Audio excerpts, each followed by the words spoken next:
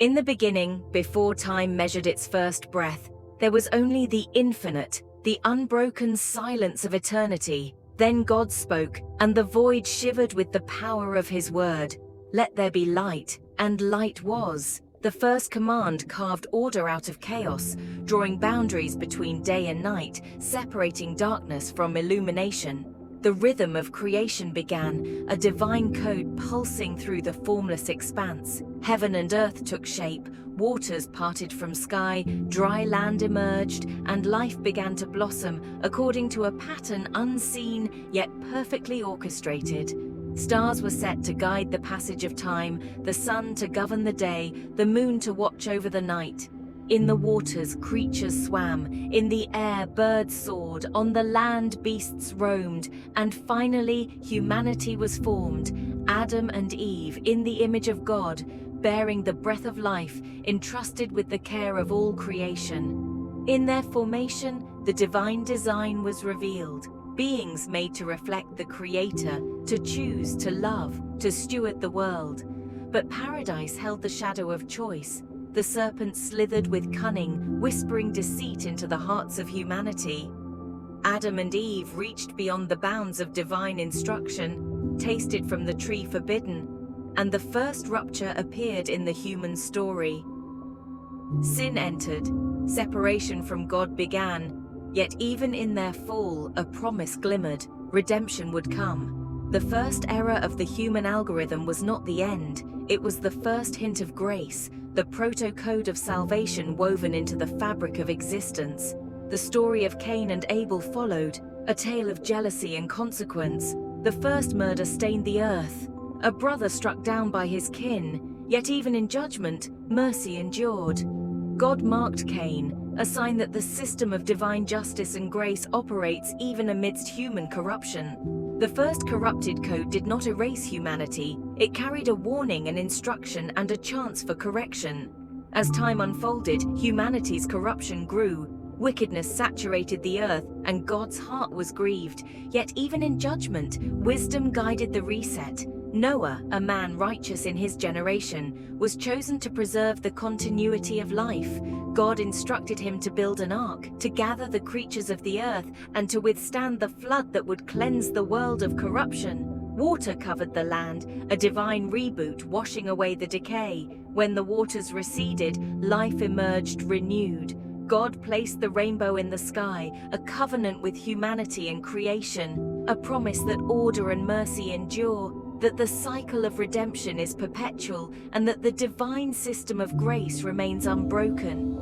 Human pride soon rose again, and the people built a tower reaching toward heaven. They sought to create their own ascent, to code their own destiny apart from God. But divine intervention fragmented their unity, scattering them across the earth and confusing their language. Humanity learned once more that their design alone cannot reach the heavens. The system requires humility, alignment with the Creator, and recognition of the ultimate architect behind all patterns. From the line of Shem, God called Abram, later Abraham, to leave his homeland and journey to a land unknown. He was promised descendants, a chosen line through which God's purposes would unfold. Abraham's faith became the interface between human will and divine plan. When called to offer Isaac, Abraham obeyed, demonstrating that trust in God's covenant transcends comprehension. Through obedience, the divine code of promise advanced, and humanity glimpsed the unfolding architecture of God's plan. Abraham's son Isaac continued the lineage, and the story of Jacob and Esau revealed the intricacies of God's providence. Twins at birth, destined for differing paths, their struggle and Jacob's eventual transformation into Israel signified that God's plan moves forward through imperfection, through struggle, through the weaving of human choice into a larger pattern. Even deception and rivalry serve the higher purpose of fulfillment in the divine narrative. Jacob's son Joseph, beloved yet betrayed by his brothers, illustrates the unseen orchestration of God's hand. Sold into slavery, exiled, imprisoned, and finally elevated to a position of authority in Egypt, Joseph's journey demonstrates that what is intended for harm can be redirected for good. Through famine and separation, God's providence preserved not only Joseph but entire nations. Reconciliation with his family revealed that forgiveness and divine orchestration can transform betrayal into restoration, loss into salvation, and despair into hope. The narrative closes with a vision of God's sovereignty, where every misstep, every trial, every choice becomes a thread in the tapestry of his eternal design. The book of Genesis is more than history. It is a declaration of God as the architect of existence, the orchestrator of life, the coder of human destiny. It is a declaration of God as the architect of existence, the orchestrator of life, the coder of human destiny. It is a foundation of faith, illustrating creation, choice, sin, judgment, mercy, covenant, and providence. From light's first spark to Joseph's rise, a divine pattern emerges. God shapes history with purpose, humanity responds with free will, and grace remains the constant. Patterns of faith, failure, redemption, and promise repeat across generations, laying the blueprint for every story that follows. Genesis teaches that life itself is coded with meaning, and even in the chaos of human failure, divine order persists. Every act, every decision, every moment of obedience or rebellion fits into a greater system designed by the Creator. Light still separates from darkness, mercy still outweighs judgment, and hope still shines where despair once reigned. The divine code is eternal, the word is unbroken, and creation sings the song of the first command. Let there be life, let there be order, let there be faith. In reflecting on Genesis, one understands that the architecture of creation is mirrored in every human heart. The lessons are timeless. Trust, obedience, resilience, and forgiveness form the core of human destiny. God's pattern endures, His promises unfold, and the narrative of grace continues through each generation.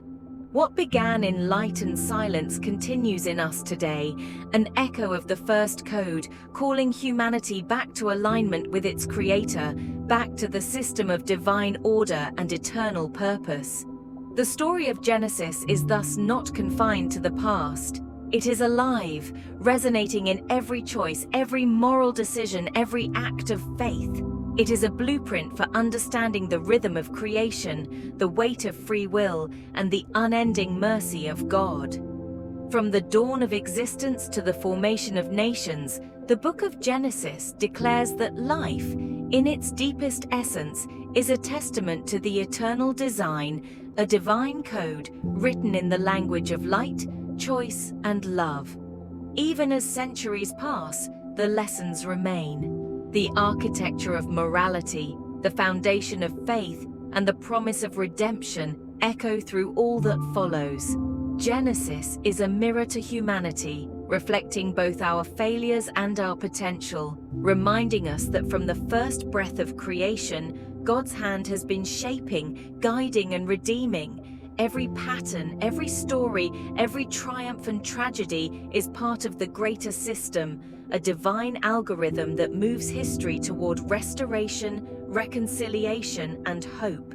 And so, Genesis closes not merely with endings, but with beginnings, the continuation of God's plan through His chosen line, through covenant, through providence, and through mercy. The story of humanity, in all its complexity, is already coded with meaning, awaiting recognition and alignment. As we look back on Genesis, we see not only the world's beginnings, but the pattern of every heart, the architecture of every life, and the enduring message that creation, order, and faith are intertwined eternally.